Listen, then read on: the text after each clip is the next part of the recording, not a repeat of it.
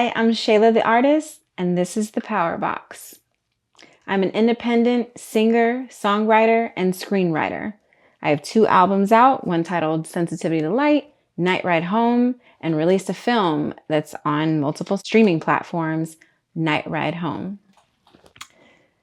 I've been working in healthcare for the last 10 years.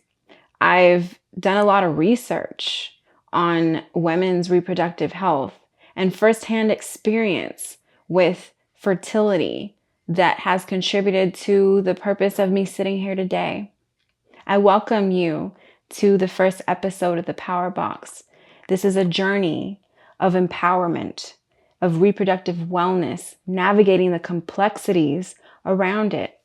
And I'm here to be a guide, a host, and to be an advocate for women, specifically women of color, women that look like me. Because, the truth is, nobody wants to talk about this. This is one of those taboo topics. Nobody wants to talk about this. I barely want to talk about this, but it's my duty.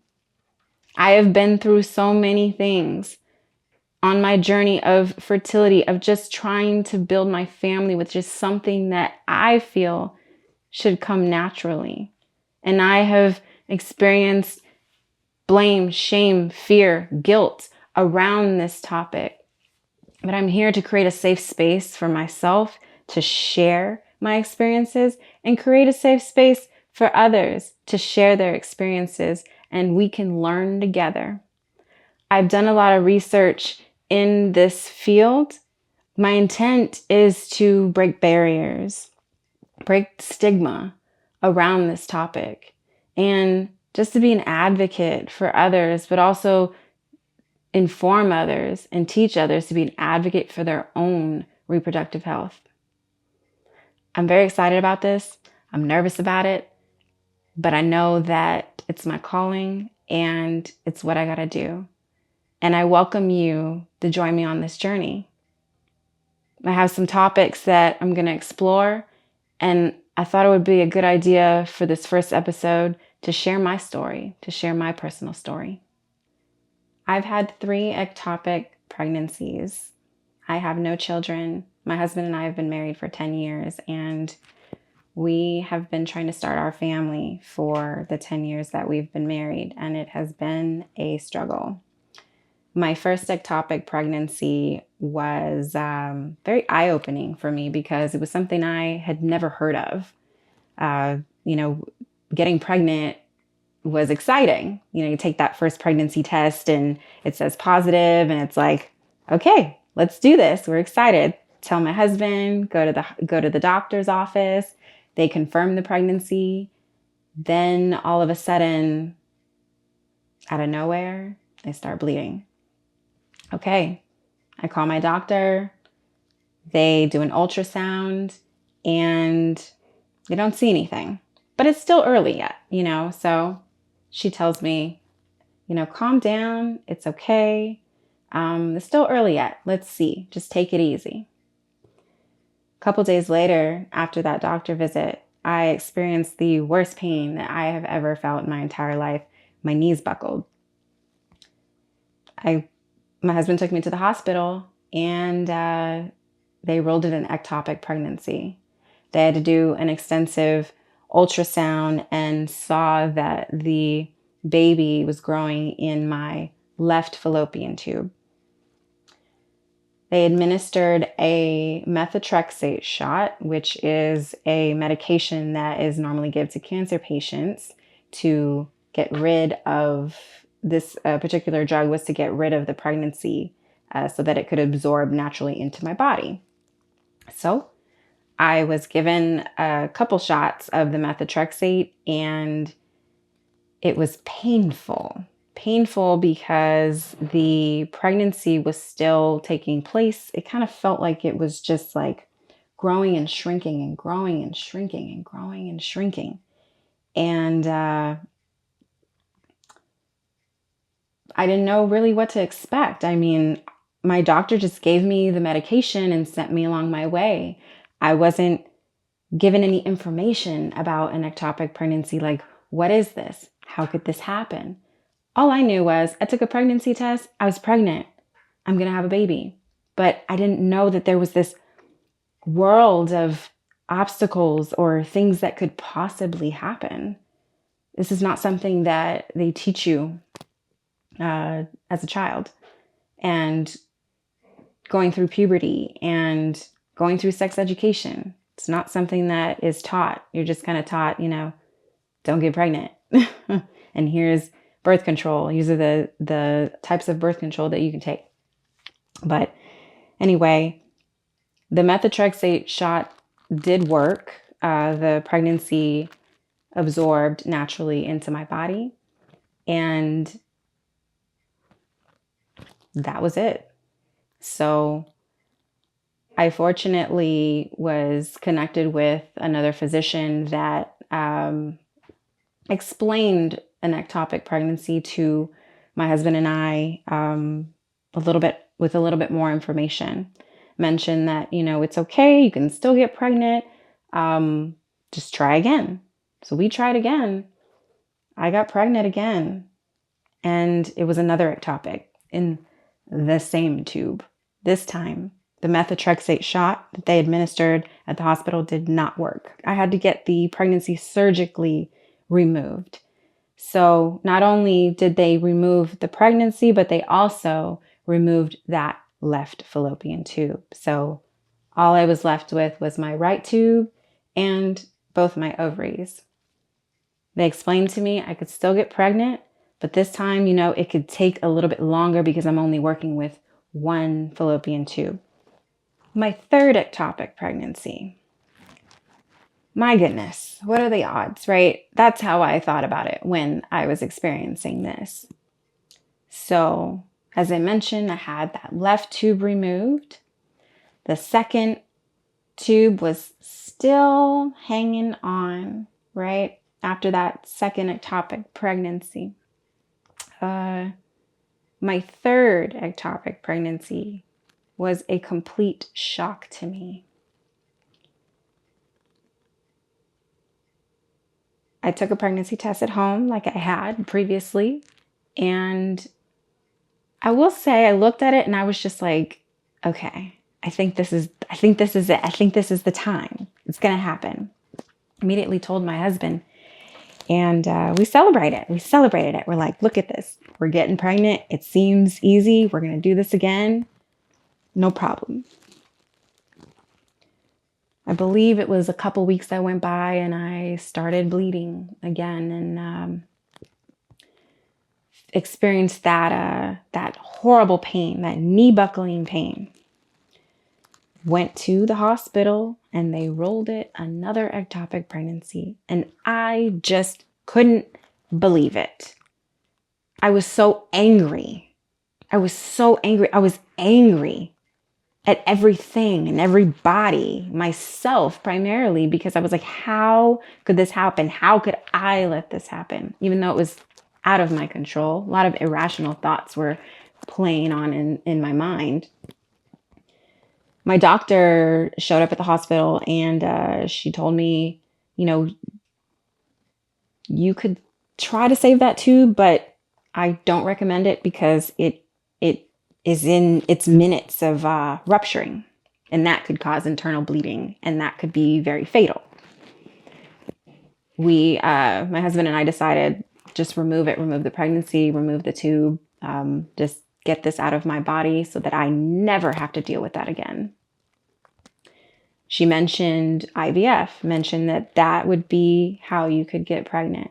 Something I had heard of, but didn't know too much about. I had heard of it of like, oh, this is something that costs a lot of money. That's all I remember is that it just is expensive. But at that time, I wasn't thinking that deep into it. I just wanted to get rid of this thing inside of my body that was causing me harm at the time. And sounds funny to say because I was pregnant, my baby, in a sense, growing in the wrong spot, causing me harm, possible fatal situation. I left it in God's hands and had the surgery.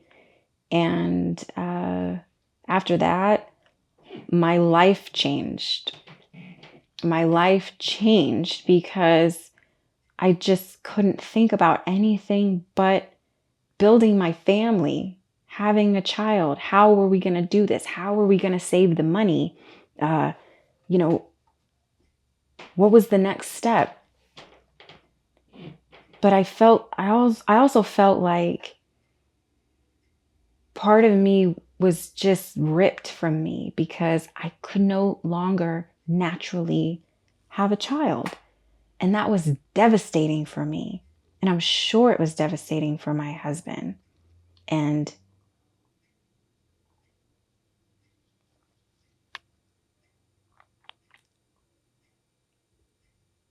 I really did know then that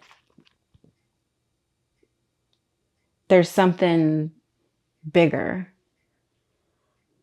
I had that thought that there is something bigger. There's a bigger meaning. There's a bigger reason for why I'm going through this.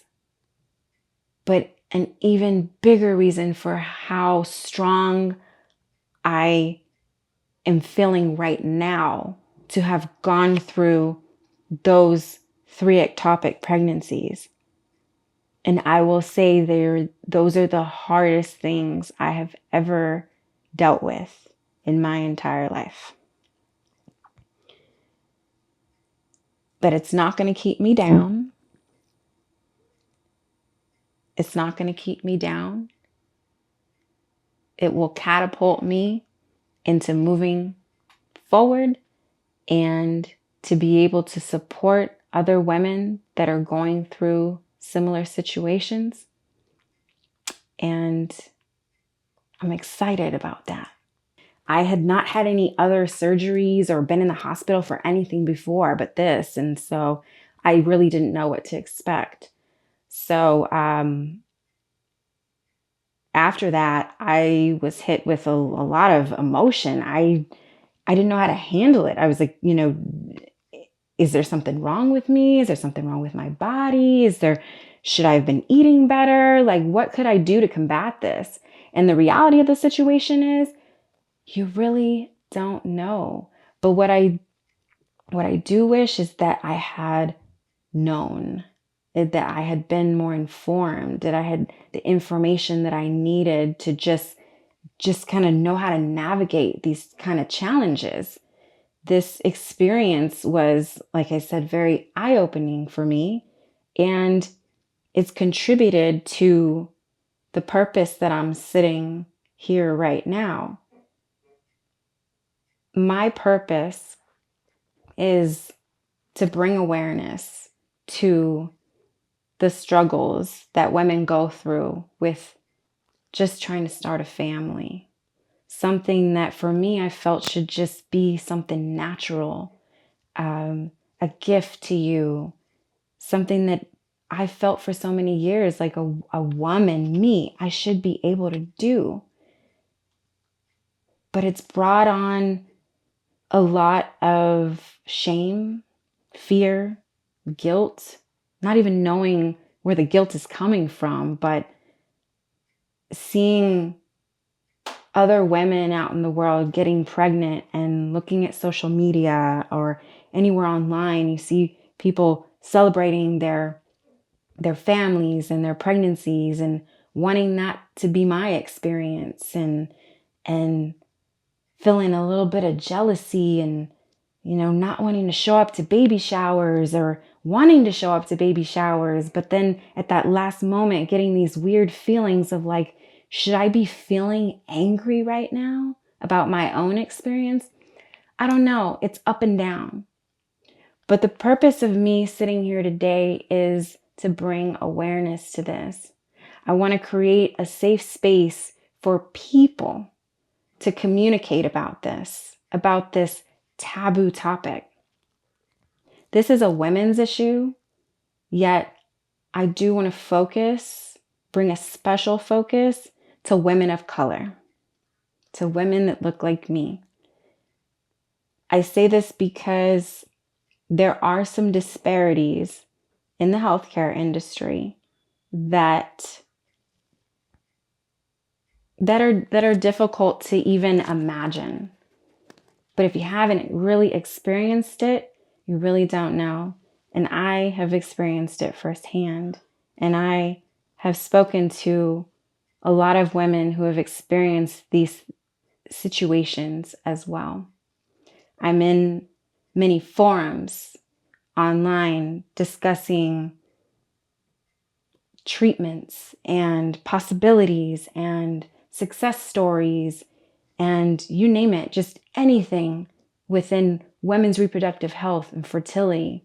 And just it's been fun because I've met a lot of really great people. It's also been very emotional.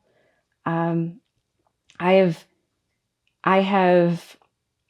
it's been inspiring. Let's say that. It's been inspiring for me because I am a singer and songwriter and screenwriter, and now I can call myself an advocate for women's health. And that means a great deal to me because even though I'm very passionate about my music and music in general, it's what ignites my soul and makes me happy and gives me hope. This as well, this does too. Just being able to give back to my community. And when I say my community, I mean my women's fertility community, because it really is a community of women who have been through a lot with their reproductive health experience and maybe have not always known who to turn to, where to go, where to get the information. My goal is to immerse myself into this world and retain information and give that back, give that out, share that information, share my personal experiences, speak with others about their personal experiences. I want to list off some of the topics that I'm going to be discussing. My Fertility Expo experience, that will be the very next episode of the Power Box. I attended a fertility expo and it was absolutely amazing, and I cannot wait to share that with you. We're going to talk about the science of IVF, breaking down that process, something that many may not even understand how it works. I have gone through IVF, one round, unsuccessful, and plan to go through another. We'll be talking about reproductive rights and activism. That's been something that's been heavy in the news lately. It's out in the diaspora, which is so interesting because I have these conversations at home with my husband about my passion around fertility, and it almost felt like I was the only one talking about it for a while, and then all of a sudden I see things on the news and legislation about it, and it's like, okay, well, you know what? That motivated me to push through to want to start this in the first place.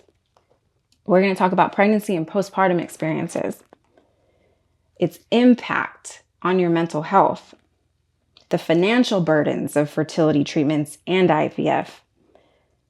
I want to celebrate success stories. That's very important too.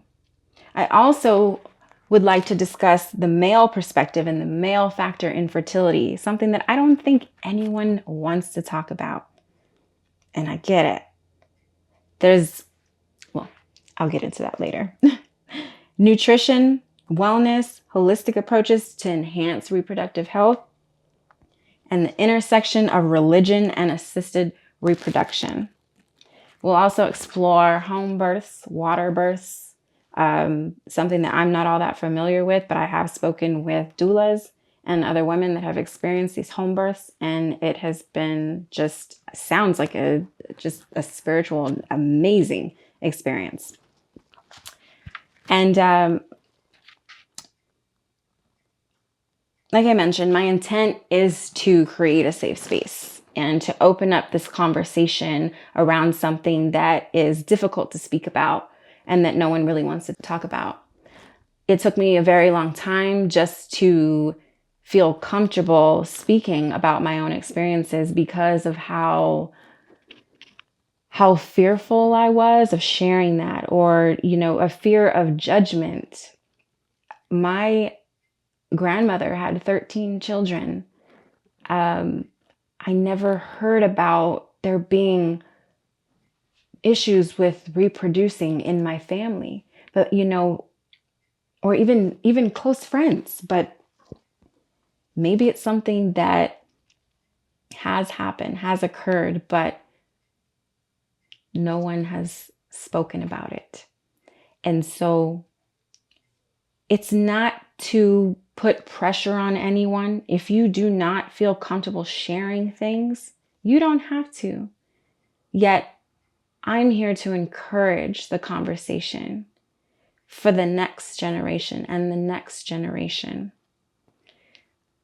The more that we have these conversations, it becomes a normal thing. It doesn't feel like one of those things that women have to feel like they have to hide, or that they feel alone. Because I definitely felt alone. Sometimes I feel alone even now. And I may sit here and look like I have all the confidence in the world to speak about this, but I'm sweating right now just having this conversation, because I'm opening myself up into a world of vulnerability, and it's very tough. And that's why it has taken me some time to even start this, because of that fear of judgment, the fear of the unknown, not knowing where this is going to be, what kind of emotions it's going to unlock. But I'm ready for it. I'm ready to take myself on this journey. I'm ready to guide you. If you are a woman going through these things, have been through these things, I encourage you to subscribe and to share this. If you've never experienced any concerns and issues around reproductive wellness, but maybe you know someone who has, I encourage you to subscribe and to share. Or maybe you don't really know anyone who's experienced this. But I tell you, if you don't know, it's because they haven't shared.